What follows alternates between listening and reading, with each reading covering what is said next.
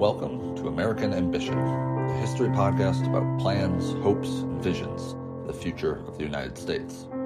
This is episode 3, Abolition and Enslavers, the third episode in a series tracking the 19th century political crisis that led to the American Civil War in 1861. Last episode, we discussed conflicts over the spreading of slavery throughout the growing United States in the form of the Missouri Crisis. We also discussed South Carolina's nullification crisis, in which that state threatened to rebel when they felt that their slave labor cotton economy was being treated unfairly. This episode, we're going to discuss the growing critiques of slavery during the first several decades of the United States. We'll trace how these critiques evolved and what responses they provoked from enslavers. We're going to cover the evolution of abolitionist advocacy from encouraging gradual emancipation to demands for immediate abolition, and from there to their attempts to publicize this message beginning in the 1830s. This episode covers roughly the same time period as last episode, and so you can sort of think of these as parallel timelines. Last time we discussed the kind of big picture events of the formal political system, and this time we're talking about people who are frequently advocating outside of that formal political system, political parties, elections, and that sort of thing. These are social activists, people trying to create change, but not necessarily trying to win votes. After this episode, we'll have all the sort of background information we need to move ahead towards conflict over Mexico and Texas, and how that helps get the ball rolling for civil war. Now, Black Americans have been criticizing the practice of slavery for the entire history of the United States. But the appeals they made to emancipate enslaved people, or to abolish slavery in general, changed with the times. In 1799, for example, Richard Allen, a Philadelphia-based bishop of the African Methodist Episcopal Church, delivered a eulogy of George Washington. Allen lauded Washington for manumitting, that is, for freeing, a number of slaves in his will, and he intended for this eulogy to be published for white audiences to encourage them to follow Washington's example. Allen wrote, quote, "He, that is Washington, he whose wisdom the nations revered, thought that we had a right to liberty. Unbiased by popular opinion, he dared to do his duty and wipe off the only stain with which man could ever reproach him." Allen made a point to invoke the legacy of the most widely beloved American, already the chief of a pantheon of American heroes. He invoked this legacy to argue that emancipation was consistent with American values. Now, this was no firebrand speech. Instead of denouncing Washington for enslaving people for his entire adult life, Allen lauded him for manumitting a few only on his death. Allen likely adopted this approach because manumissions were more common at that time than they had been in previous years and decades. As we talked about in our first episode, the ideals of the Revolutionary era had helped spur northern states, where slavery was less integral, to spur these states to gradually emancipate enslaved people. Some slaveholders in Virginia and North Carolina followed suit. This is not entirely driven by ideals. The tobacco economy that slavery sustained in those states was faltering, and enslaved people were less profitable as laborers as a result. But nevertheless, for the 8% of enslaved Virginians who were manumitted during the 1790s, this was a great development. Allen and other Black leaders hoped that if this trend was encouraged and grew, that many enslaved people might be freed simply by their enslavers' benevolence, and that achieving the eventual end of slavery would be that much easier. Allen therefore wanted to encourage white Americans to emulate their hero Washington, rather than to antagonize potential allies by criticizing the deceased president for being an enslaver. This movement to manumit enslaved people and enact laws providing for the gradual abolition of slavery, this was the first real concentrated challenge to the practice of slavery in North America. While slavery had always had its critics, it was legal everywhere, and always had been ever since the English colonists arrived in the 17th century. Enslavers had never really had to defend slavery before, and we see in the period of the late 18th and early 19th centuries the development of the initial rhetorical defense of slavery, that is, that it was a necessary evil. You may recall I mentioned this briefly in our last episode. The logic of the necessary evil defense went that Americans had not chosen slavery. It had been chosen for them by their English forebears. Now, saddled with the institution, Americans could not emancipate their enslaved people without risking both economic collapse and releasing hundreds of thousands of probably hostile Black Americans throughout the country. Few white Americans assumed that white and Black people could live in a state of equality or that such a thing would even be desirable. And so they reasoned that they must, for the time being, continue practicing slavery and hope that divine providence would someday ordain its end. It was a bunch of bullshit, if I may be blunt. Faced with a challenge to the morality and legality of owning humans, enslavers came up with a justification that blamed someone else for starting it and washed their hands of any real responsibility for ending it. Although not even 1 in 10 enslaved Virginians were manumitted, this increase in the free Black population during the late 1700s and early 1800s caused whites in neighboring states to freak out a little bit. Many white people operated under the assumption that Black Americans, free or enslaved, were an inferior class, and feared that these newly free Black people would emigrate to their states and bring poverty and crime with them. As a result, new states like Ohio began instituting what were commonly referred to as Black laws, statutes meant to make it difficult for Black people to enter or reside within the state. Older states such as Pennsylvania considered these measures as well, and it is in that context that James Forten, a successful Black Philadelphia businessman and Revolutionary War veteran, published a pamphlet, Letters from a Man of Color, in 1813. In these letters, Forten offered denunciations of the proposed Pennsylvania Black laws, arguing both that they contradicted American ideals and that they would be highly discriminatory and onerous in practice. These proposed laws would have required Black Americans entering Pennsylvania to provide certificates proving their freedom and good standing so that they could be registered with a local clerk before they could establish residence.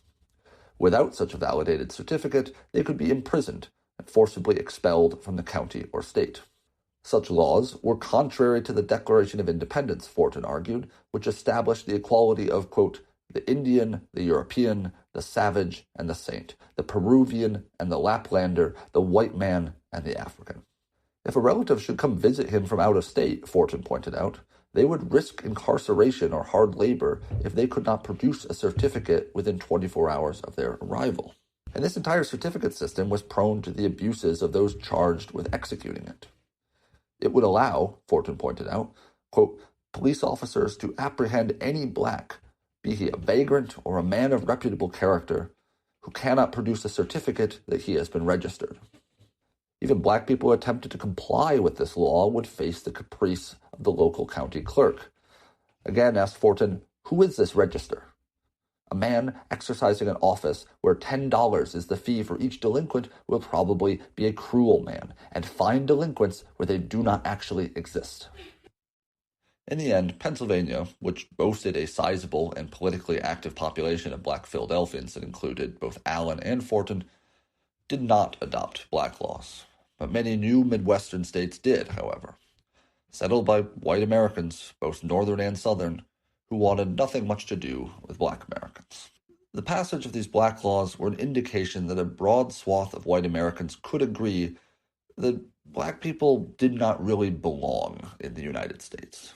Their justifications for this line of thinking varied, but all were grounded in white supremacy and the accompanying stereotypes and prejudice.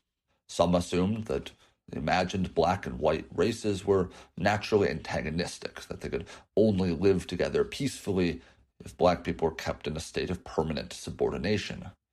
Others felt that Black people were docile and submissive, and unfortunately could never thrive in the same society with more virile whites. Some thought Black people were permanent savages that could never be civilized and would always be a threat to their white neighbors. Others felt that Black Americans could achieve Christian civilization, but only if they're separated from white people. Looming over all of these assumptions and justifications was the mass slave revolt known as the Haitian Revolution, that ended in 1804 with the establishment of an independent Republic of Haiti, an entire country of freed slaves. The French colony of Saint-Domingue on the west half of the island of Hispaniola had been a lucrative sugar and coffee colony that produced massive fortunes through deadly industrialized slave labor. In the wake of the French Revolution, enslaved people on the island launched a revolt of their own, and in the course of over a decade of fighting, secured their independence from France.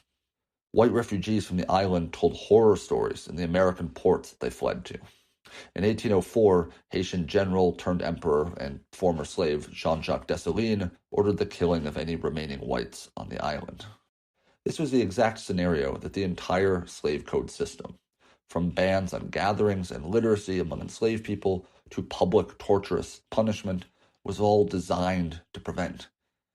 To say that the Haitian Revolution frightened the American enslaver class would be the understatement of a lifetime. Southern enslavers were constantly on the lookout for any sign of rebellion among those they enslaved. In 1800, Virginia slaveholders believed that they uncovered the plans for a large slave revolt being orchestrated by an enslaved blacksmith named Gabriel Prosser. 2 enslaved people revealed the plot, and over 70 enslaved people were arrested. Eventually, 24 were hung. In 1822, a free black man named Denmark Vesey was accused of plotting an insurrection in Charleston, South Carolina. He and about 30 other members of the plot were executed.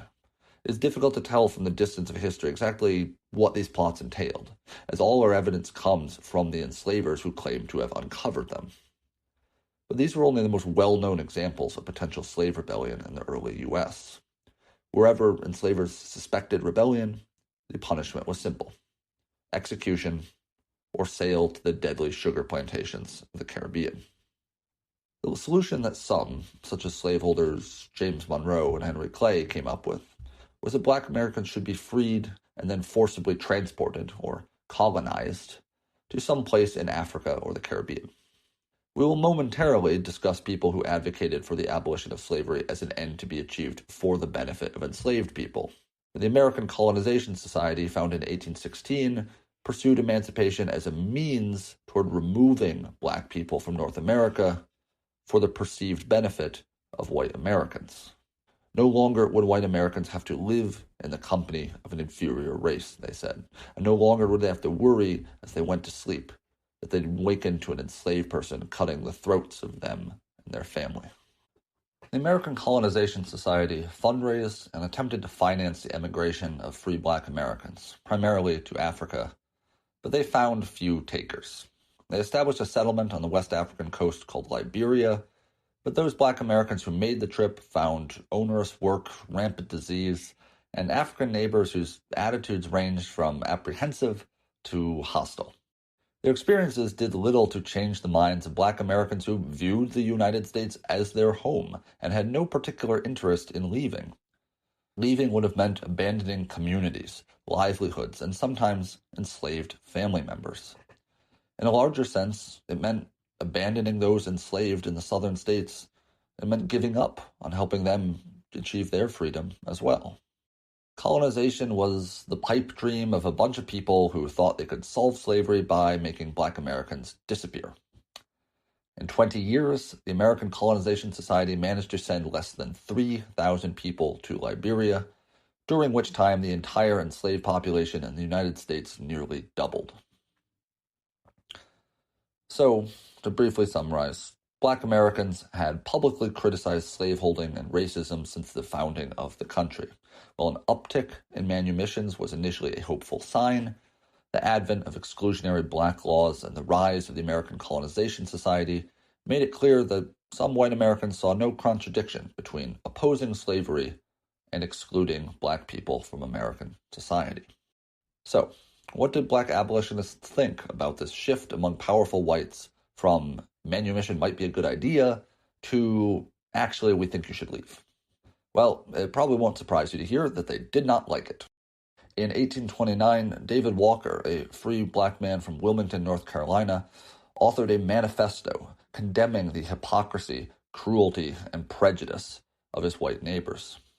Many public critics of slavery until this point had been white Quakers and urban northern blacks, people with little personal experience of the slave system they condemned, although obviously men like Forten and Allen faced daily prejudice. Walker, however, though he moved to Boston as an adult, was a Southerner and spoke from personal experience. The style and cadence of his writing evoked the Southern evangelical preachers of the Second Great Awakening. In his appeal to the colored citizens of the world, Walker rejected colonization, declaring, quote, "America is more our country than it is the whites. We have enriched it with our blood and tears." He rejected colonization arguments that, if emancipated former slaves would take violent vengeance on their former masters. "There will be no danger," he argued. Quote, "We ask them for nothing but the rights of man." It was not black people enslavers had to fear, Walker argued, but God. "God rules in the armies of heaven," Walker declared. Quote, "Does not the blood of our fathers and of us their children cry aloud to the Lord of the Sabbath against you?" White Americans must, he argued, quote, "listen to the Holy Ghost.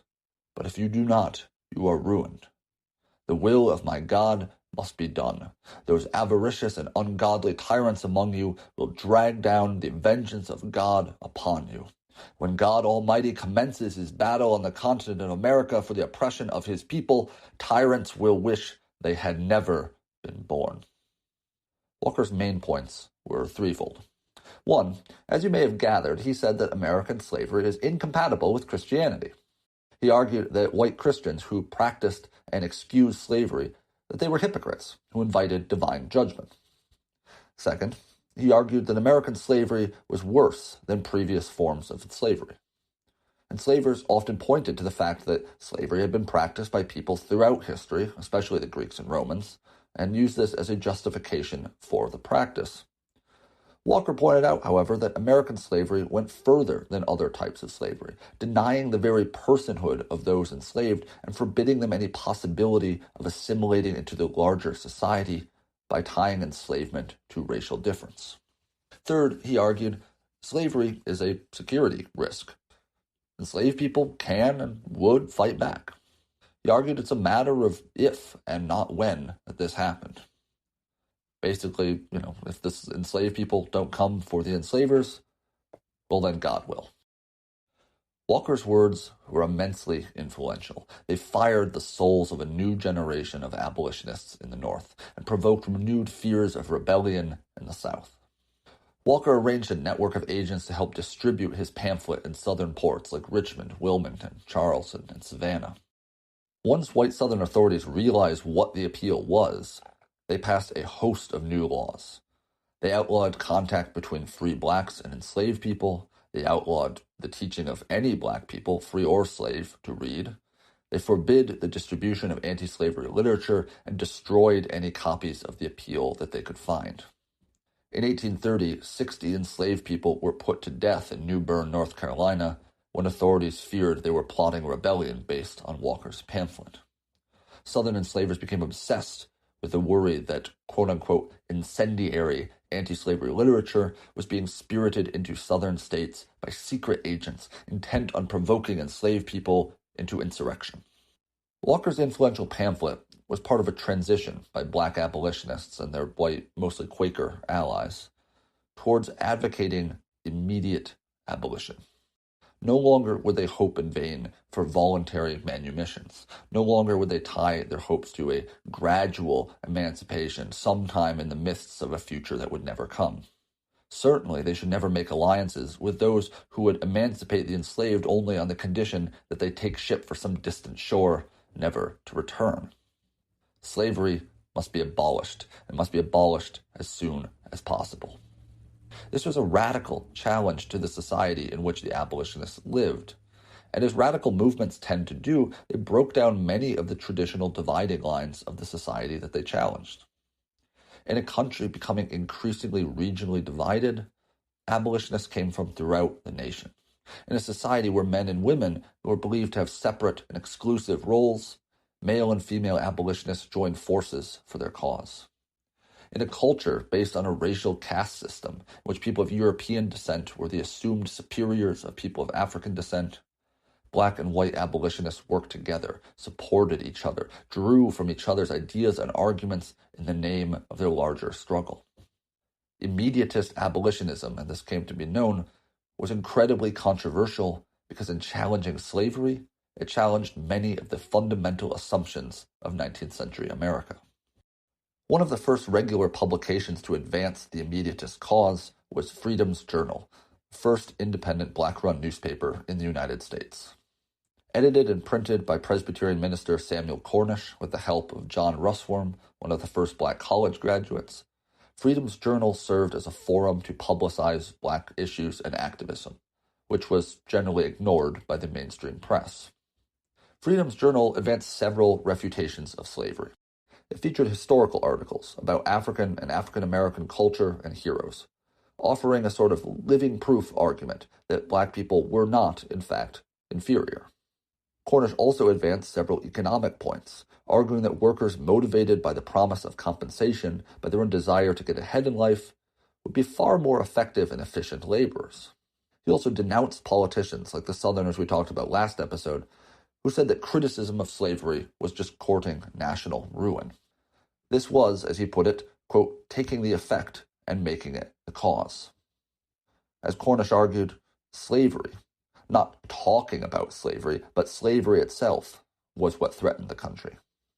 Although Freedom's Journal only lasted a couple of years in the late 1820s, it was the first in what would become a barrage of literature that challenged the status quo of American slavery.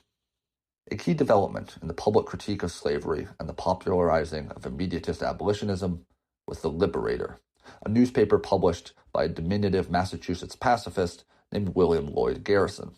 During the early 1820s, Garrison became interested in anti-slavery and the work of the American Colonization Society, but within a few years he grew disillusioned with colonization and denounced the movement. In 1829, he applied his skills as a typesetter, working for the Quaker Benjamin Lundy's abolitionist newspaper, The Genius of Universal Emancipation. Garrison shortly started his own paper, however, The Liberator, which he published in Boston beginning in 1831. In his first editorial in his new paper, the barely 25-year-old Garrison announced his intention to deal with slavery in only the harshest of terms. "I am aware," he wrote, "that many object to the severity of my language, but is there not cause for severity? I will be as harsh as truth and as uncompromising as justice. On this subject, I do not wish to think or speak or write with moderation. I am in earnest. I will not equivocate, I will not excuse, and I will not retreat a single inch, and I will be heard." The Liberator began to introduce white audiences, especially in New England, to abolitionism. But Garrison wasn't shy about the fact that he drew many of his arguments, as well as his financial support, from black activists. He routinely published letters and essays by black Americans, something that was exceedingly rare among white-run newspapers. Many of his initial subscribers that allowed him to begin The Liberator were black, and throughout his time running the paper, Garrison hired black compositors and typesetters. Like Cornish's use of history to make a living proof argument that black people were just like any other people, Garrison, by publishing the work of black Americans, was proving that black and white Americans could be comrades, could share ideas and insights, could work together toward a common goal. Indeed, Cornish and Garrison would both be founding members of the American Anti-Slavery Society, which was established in 1833. Garrison was an immensely devout Christian, which manifested itself in his anti-slavery politics in a couple of ways. He was inspired by the spirit of perfectionism that was such a big part of the Second Great Awakening that we talked about last episode. He saw slavery as an unconscionable moral failing that needed to be rectified. He was also a pacifist and something of an anarchist, or at least he had very few good things to say about a state which did not conform to his sense of Christian morality. And so Garrison has a rather unique view on how the end of slavery should be accomplished. He wanted to use what he called moral suasion, that is, to convince people, most of all enslavers, that slavery was anti-Christian and immoral, and this would lead them to emancipate their slaves in a spirit of Christian harmony. You'll recall from last episode that some Southern lawmakers had really begun to worry about giving the federal government more power because it might in the future use that power to emancipate the enslaved. But this is not Garrison's plan at all. He views the American Union, the Constitution, the federal government as almost irredeemably corrupted by slavery. He doesn't want to use electoral politics to accomplish abolition. In fact, in his words, quote, "The United States Constitution is a covenant with death and an agreement with hell." He declared, quote, "If the state cannot survive anti-slavery agitation, then let the state perish. If the American Union cannot be maintained except by immolating human freedom on the altar of tyranny, then let the American Union be consumed by a living thunderbolt, and no tear be shed over its ashes." So while Garrison's message was radical, his zeal and focus on Christian perfectionism won him converts, especially among the white northern middle-class folks who were swept up in the Second Great Awakening. The more anarchist side of his zeal made him exceedingly provocative and a lightning rod for criticism. Wanting to end slavery was controversial, belief in racial equality even more so. But to actively condemn the American Union was unthinkable to most white Americans. As we talked about in our first episode, for white Americans, the Union is this providential bastion of human freedom.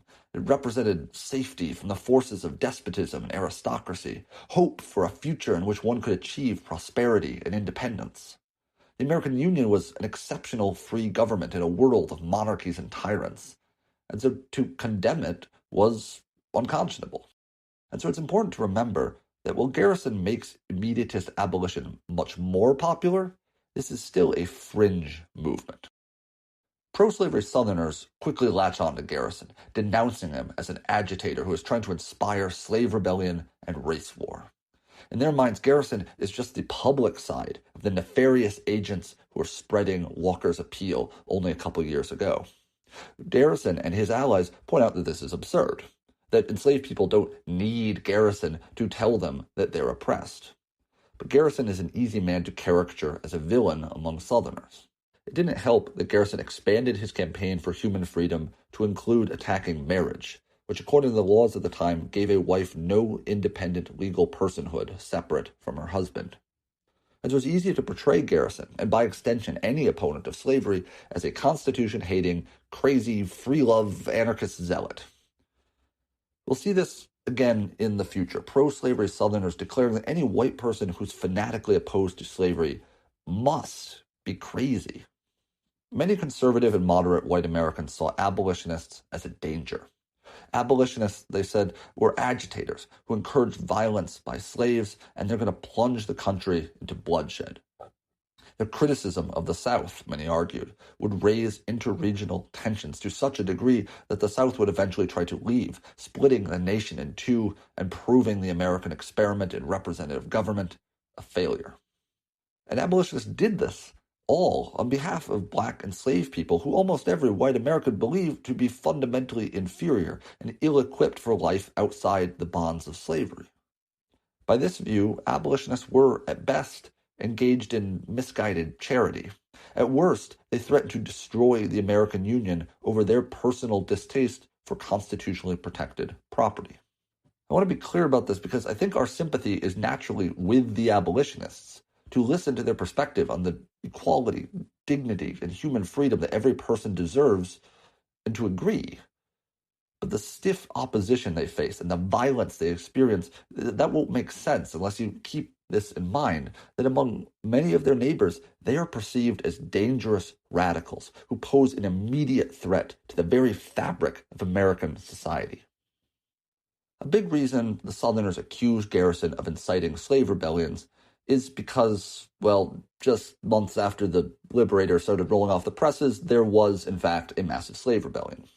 In late August 1831, some 60 or 70 enslaved people, led by an enslaved preacher named Nat Turner, launched a revolt in southern Virginia. Over the course of 2 days, they marched from plantation to plantation, killing any white people they found with axes and knives, and setting their fellow slaves free. By the time the Virginia militia caught up with them, nearly 70 white Virginians had been killed. Turner himself escaped and hid out for 6 weeks in the Virginia backcountry before eventually being discovered. In the wake of the rebellion, white Virginians killed nearly 200 enslaved people.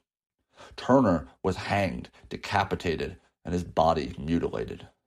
Dozens of his co-conspirators were executed as well, and as many as 100 other enslaved people were lynched or executed for suspected involvement or sympathy with the revolt. It would be difficult to overstate how much this terrified Southern slaveholders. Gabriel's rebellion and Vesey's rebellion had been scary enough, but Turner's revolt looked like the beginning of a truly Haitian-style enslaved uprising. In the wake of Nat Turner's rebellion, the Virginia legislature held a debate for the future of slavery in the state. Representatives from the western portion of the state, where there were few enslaved people and virtually no plantations, argued that slavery was a clear security risk and that some form of gradual emancipation was in order if Virginia was not going to go the way of Saint-Domingue. But these representatives got voted down by other representatives from the eastern plantation districts who argued that what they really needed to do was bolster slavery, pass new restrictions on enslaved people, encourage white solidarity, and protect themselves from the pernicious northern anti-slavery influence. So to briefly summarize, men like Walker and Garrison were emblematic of a shift among abolitionists that occurred around 1830, in which they moved towards immediatism. They demanded the immediate and uncompensated abolition of slavery and drew from avowedly anti-slavery interpretations of Christianity. Turner's rebellion in 1831 helped convince many slaveholders that these vocal abolitionists were encouraging enslaved people to engage in violence, and denounced them accordingly. In the wake of Turner's rebellion, pro-slavery Southerners began to hone and define the positive good defense of slavery that I mentioned last episode. Earlier I talked about how the first wave of slavery abolition in the Revolution spurred the development of the necessary evil defense. But now the rise of immediatist abolition and Turner's rebellion spurred slaveholders to double down on this positive good defense. As enslavers put it, slavery was an almost charitable institution. Black people, they said, were dumb and prone to vice and laziness. Slavery, they argued, gave structure to the life of the enslaved. It allowed them to thrive under the benign oversight of an enslaver patriarch who was like a father to them. Slaveholders were not cruel, they argued. Why would they want to injure or mutilate the people who work for them? What good could that serve? Any punishment for enslaved people was certainly meant only to be instructive, to help guide them on a path to rectitude and morality. Slavery, then, was not an evil.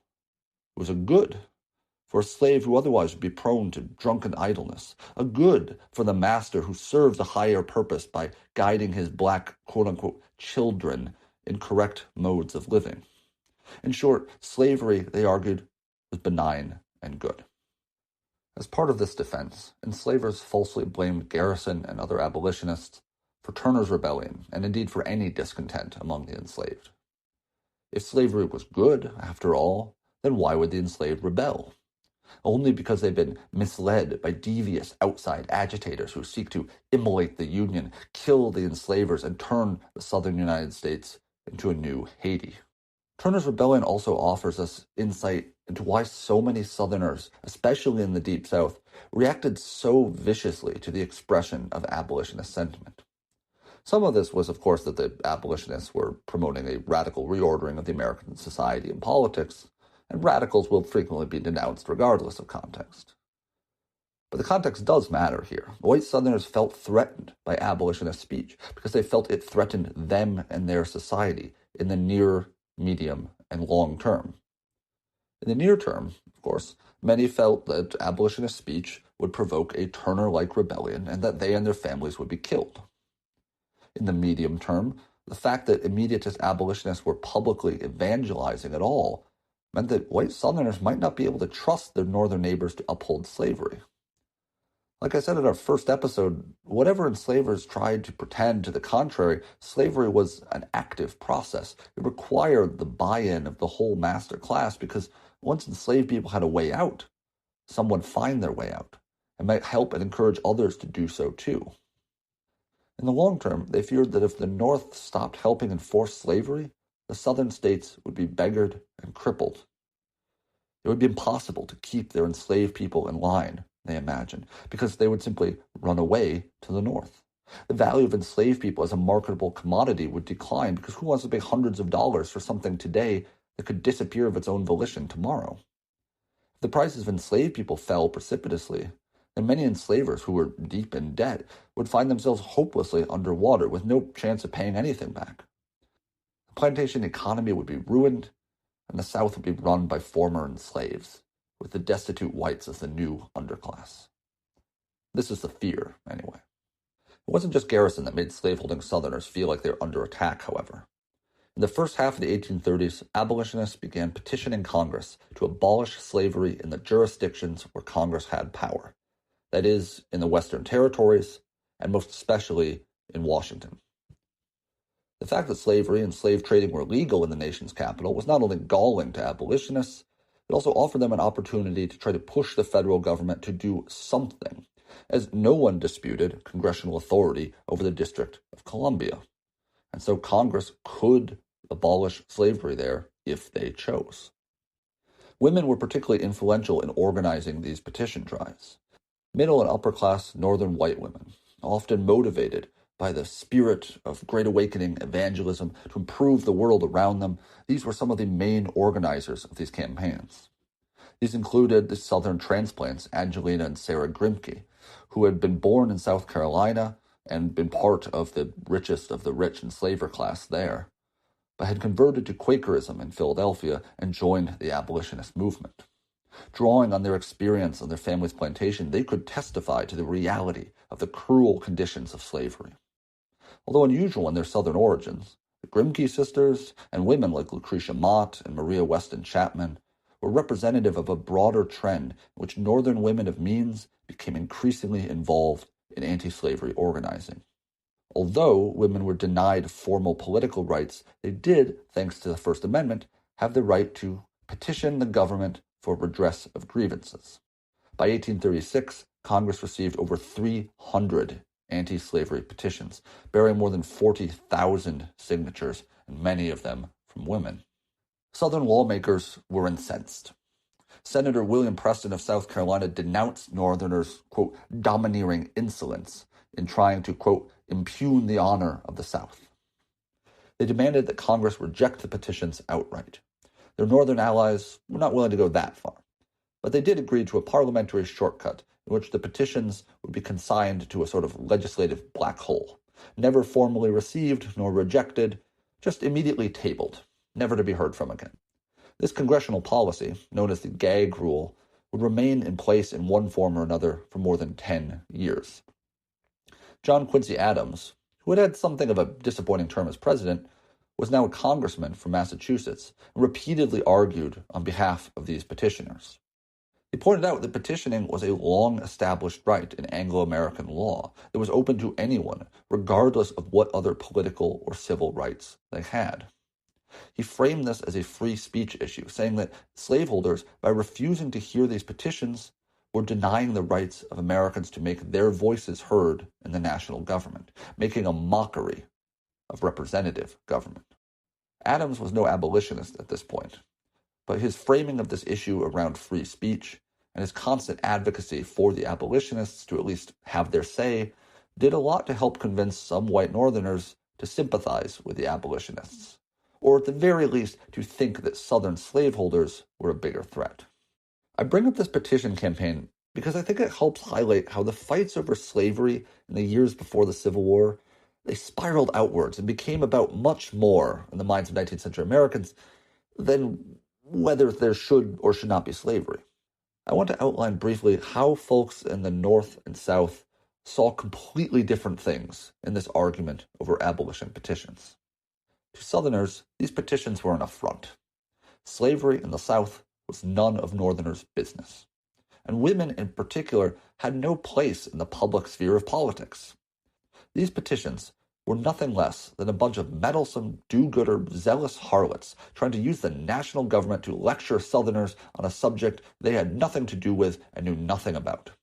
It was a symptom of how the rapid changes in Northern society brought on by the new market economy and newfangled evangelical religion had disrupted their society. Suddenly, Northerners were mixing women and religion, things that belonged at home, with matters of state and politics.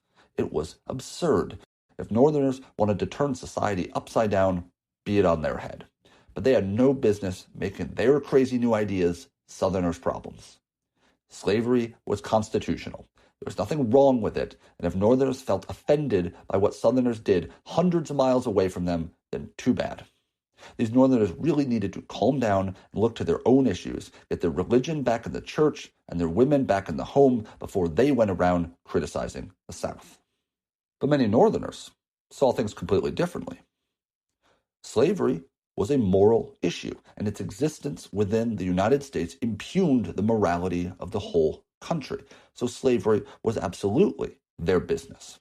More to the point, they argued, women are moral creatures. Just as men are made with a better head for business, women were more in touch with pure morality and virtue.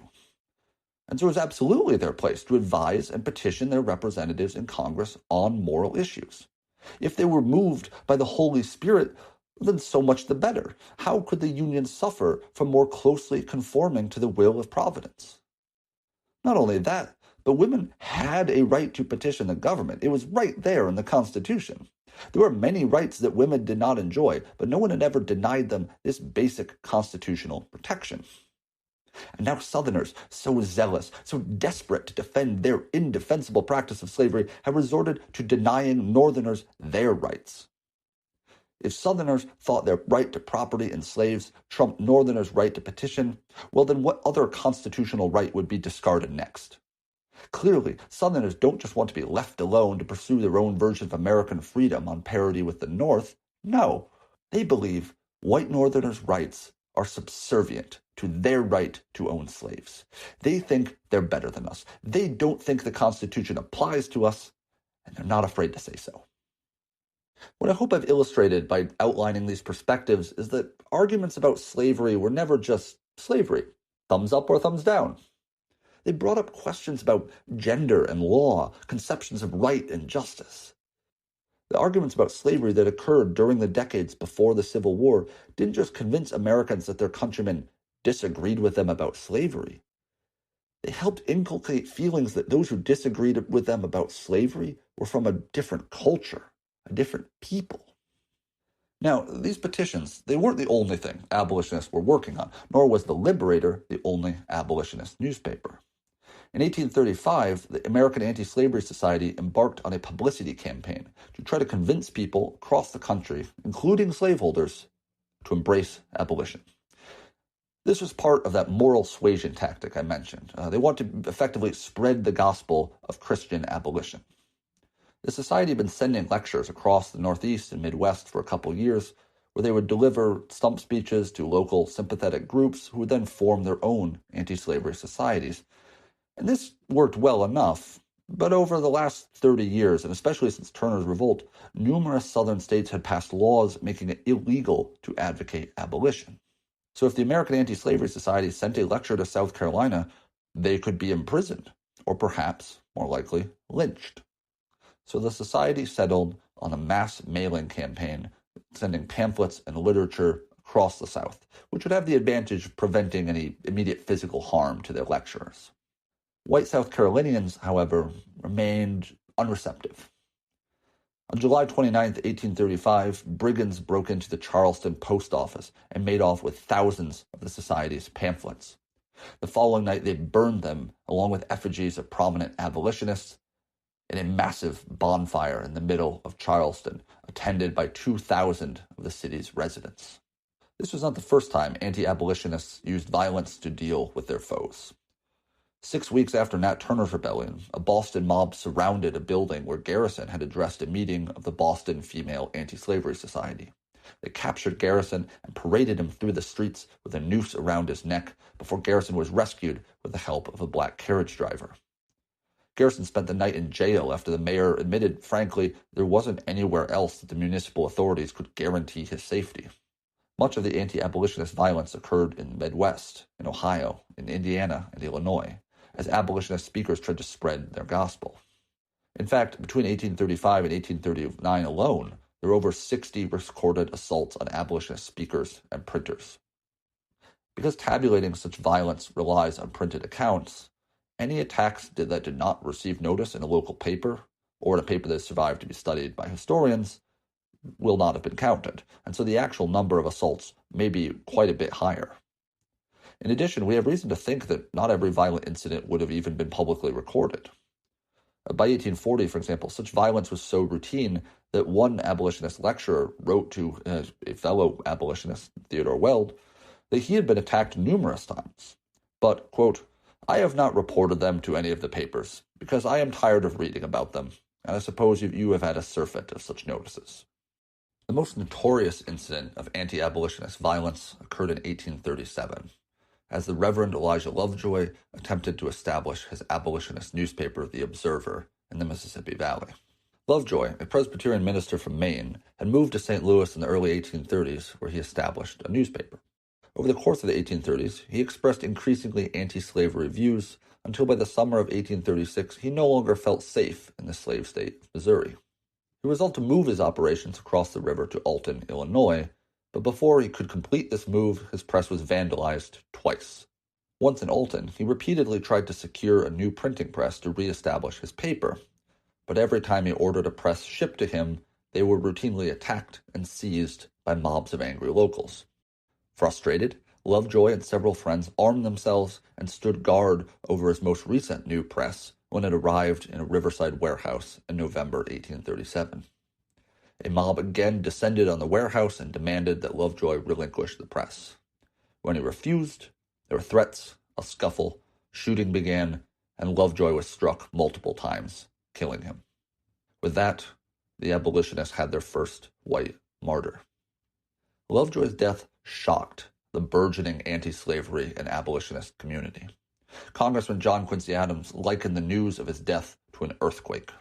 An itinerant tanner and horse breeder named John Brown attended a meeting for sympathizers of Lovejoy and was inspired, declaring, quote, "Here before God in the presence of these witnesses, from this time I consecrate my life to the destruction of slavery." An aspiring Illinois lawyer, younger than I am now, delivered a speech in his local debating society about Lovejoy. If mobs like the one in Alton were permitted to rampage unchecked, warned Abraham Lincoln, then, quote, "depend upon it, this government cannot last." Lovejoy's death also exposed a breach between Garrison and some members of the free black community. In the pages of The Liberator, Garrison mourned Lovejoy, but did not consider him a quote-unquote Christian martyr, as he had taken up arms, contrary to Garrison's pacifist beliefs. Most free Northern blacks, however, had no such compunctions. In the pages of his new newspaper, Colored American, Samuel Cornish celebrated the defiance of Lovejoy, declaring, quote, "The iron heart of Lovejoy quailed not before the brutal force that met him." The First Colored Presbyterian Church applauded the minister/editor who, quote, "gave up his life in sustaining the holy principles of abolition." While Garrison wrung his hands over what Lovejoy's resort to self-defense meant for the Christian nature of his struggle, black leaders celebrated a white minister who gave his life for the cause of the enslaved. And so to summarize, slaveholders doubled down on their defense of slavery in response to the rise of immediate abolitionism, no longer conceding that slavery was even bad. Abolitionists, meanwhile, began to publicly campaign throughout the 1830s to spread their message, and while they were successful, they also faced significant violence and remained a relatively fringe group. Now, to conclude, I want to briefly highlight the life of one of the most famous American abolitionists of this era, who has been just off stage up until this point. I say off stage, but really the reason he hasn't been engaging with the rest of these men and women is that he's been enslaved in Maryland. Frederick Douglass was born Frederick Bailey in 1817 or 1818 on a plantation on the eastern shore of Maryland. Separated from his mother and grandparents while still a child, he was sent to Baltimore, where he was meant to serve a family called the Aulds. Sophia Auld, the wife and mother of this family, was far kinder to him than the typical enslaver, giving Frederick a proper bed, and when he grew to be an adolescent, she began to teach him to read. Douglass later witnessed Sophia's husband Hugh reprimand her for teaching him, declaring that literacy would only encourage Douglass to dream of freedom, making him more difficult to control and a flight risk. After this, Sophia changed her behavior towards Frederick. The lessons ceased, and she forbid him from reading further. Douglass later described this as an important moment in his understanding of enslavers, that the attitude to behave as a master did not come naturally. As he put it, slaveholding was a learned behavior. What was learned could be potentially unlearned as well. Douglass built on his rudimentary education, learned to read, and eventually determined to escape. With the help of his partner Anna Murray, herself a free black Baltimorean, Douglass disguised himself as a sailor, and using forged papers, he made his way by boat and train from Baltimore to New York City. Once in New York, he sent word to Anna, who joined him there, and they married in September 1838, just days after their arrival. From there, they settled in Bedford, Massachusetts, a thriving hotbed of anti-slavery sentiment. Here, Frederick and Anna adopted the last name Douglass and began attending abolition meetings. In 1839, still in his early 20s, Douglass was invited to speak about his experience of enslavement at one of these meetings. His passionate oratory, describing the daily hunger and overwork that he experienced, the brutal punishments he witnessed, the pain of watching 15 of his kin be sold to the Deep South, this struck a chord. Douglass was soon much in demand as an abolitionist lecturer, and he developed a mutual admiration with Garrison. In 1845, Douglass applied his considerable skills with the English language to an autobiography describing his life as an enslaved man. Entitled Narrative of the Life of Frederick Douglass, an American Slave, it was one of the most influential and wide-read accounts of the true conditions of slavery. Not yet 30 when his autobiography was published, Douglass was poised to become one of the most influential abolitionists of the next generation. In a world before telephones and internet, before even the telegraph, or rapid travel by rail, it could be difficult to get reliable accounts of events and conditions in other parts of the ever-growing United States. This was doubly true if what you were interested in was the material conditions and livelihood of people who were denied literacy and freedom of movement by their oppressors. It was because of this that narratives like Douglass's in 1845, Solomon Northrup's in 1855, and Harriet Jacobs in 1861, to name just a few, because of this, these were so important at conveying the brutal realities of slavery to white Northerners. These authors spoke of their personal experiences at the hands of the slave system, providing valuable testimony to contradict the platitudes offered by enslavers.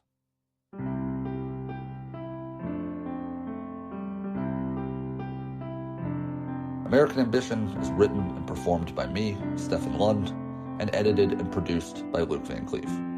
Our theme music is also by Luke. Thanks for listening, and join us next time as we discuss a revolt in Texas, one of America's most indefensible wars, and a failed attempt to de-escalate the tension over the fate of slavery in America.